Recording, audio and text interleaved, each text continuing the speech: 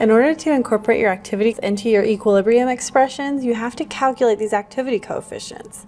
And how do we calculate those? Well, first off, we determine our ionic strength and then we look it up in a table. Sometimes that's easy, sometimes it's not. So let's give this problem a go.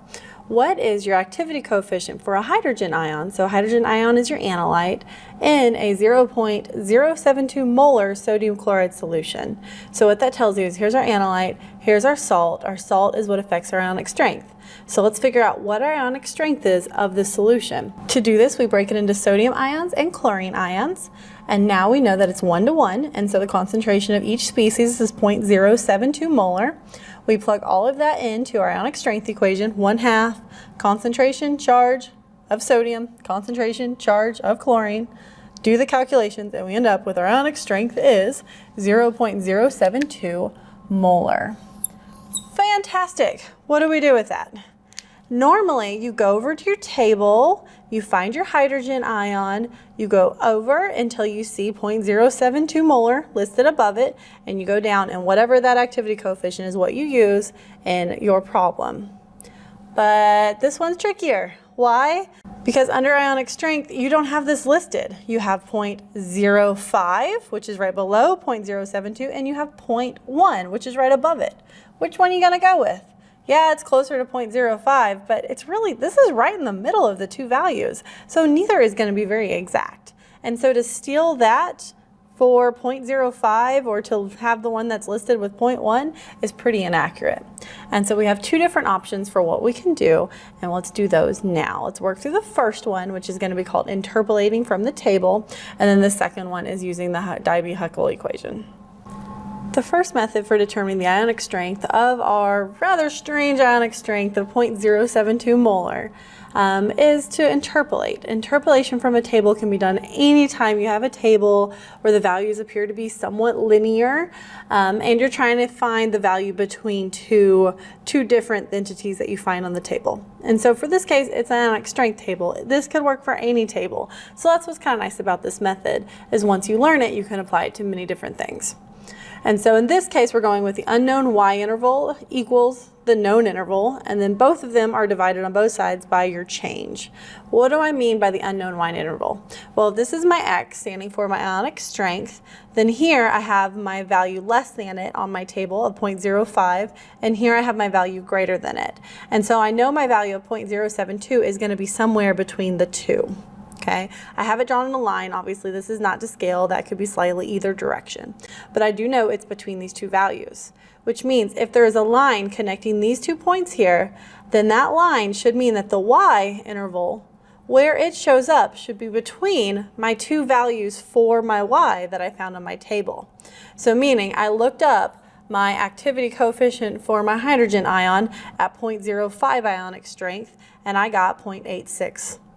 Whenever I looked up 0.1 ionic strength for my hydrogen ion, I got 0.83. So I know that my activity coefficient for hydrogen ions at 0.072 is somewhere between these two values, but I want to know more precisely where. So to do this, I'm going to use this equation here. So let's work this together.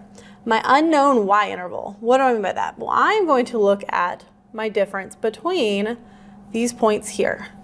I could also have done it here and here. It doesn't matter, but I'm going to choose here. So this difference here goes with my unknown, and then this here goes with 0.05. So that's my interval I'm looking at this side, which means I need to look at the same interval on my x-axis. But this is my unknown interval because I don't have a clue what my activity coefficient is yet.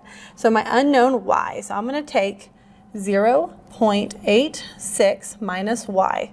That's my interval here, so my change between those two, over my total change in my y. So I'm going to keep those the same, 0.86 minus 0.83. And this is actually why I chose the lower, is just so I wouldn't have to deal with negative numbers. It doesn't really matter, okay? So now I need to do the same thing, but down here, okay? And that's what makes it an equivalence, is that I'm looking at my same relationship. Okay, so meaning I took 0.86, which goes with this point here. So it'd be 0.05 minus, hey, here we go, right here. This is my same interval, but now it's known because I know what my ionic strength is. 0.072. That's where I'm trying to figure out. Okay, so now over my change in x. My change in x is the same. I took 0.86, so this is my number that goes with 0.86, minus this one I did 0.83, so I need to choose 0.10. Plug all of that in your calculator. I'm going to break it just down into 2 steps. You would have plugged this in, found an answer, divide it by this answer, parentheses, and then to bring this to the other side, you subtract first, multiply it to get it over here. And so then you end up with 0.86 minus y equals 0.0132. Now, take your 0.86, subtract it to the other side, and then divide both sides by a -1. You end up with a y equal to 0.8468. And that is your final answer for your activity coefficient for your hydrogen ion at 0.072 ionic strength. And so this is just the method, the first method that can help us get an ionic strength, which, I mean, an ionic strength that is a very, unusual one. It's not on the table, but then helps you get the activity coefficient for that ionic strength. You do not need to do this every time. If it's really close to a value, so if I'd have had 0.099, that's really close to 0.1. And so you don't need to do that, you can just approximate. But if you're somewhere in the middle, then you have to figure out more specifically what that activity coefficient is. The second way of calculating our activity coefficient for our hydrogen ion would be using this equation. And so our extended Debye-Huckel equation is going to make it so that way we can calculate this activity coefficient. This equation is just based upon many different parameters that people have noticed over the years, that if you've got the charge, ionic strength, and ion size, if you use those variables, you can plug them into this equation and get a pretty good approximation for the activity coefficient of the species you're looking for. So what is the species we're looking for? It is hydrogen ion. So now this Z does not correlate to sodium or chloride. It relates to the charge of the analyte that we are interested in finding the activity coefficient of. So for us, our charge is +1. Ionic strength, that was from previous, where we found it to be 0.072 molar from the sodium chloride. Alpha is going to be our ion size, which is the size, the ionic radius of our analyte. And so in this case, we've got hydrogen ion, which is going to be 900 picometers. This does need to be in picometers for my units to cancel out appropriately. Let's plug all of these values in and solve for our activity coefficient using this equation. So it equals -0.51 times our charge, which is 1 squared, times the square root of our ionic strength, 0.072, all over 1 plus my alpha is 900 times the square root of our ionic strength once again, all over 305. And if I put all of this into our calculator, I'm going to break it down to one more step for you.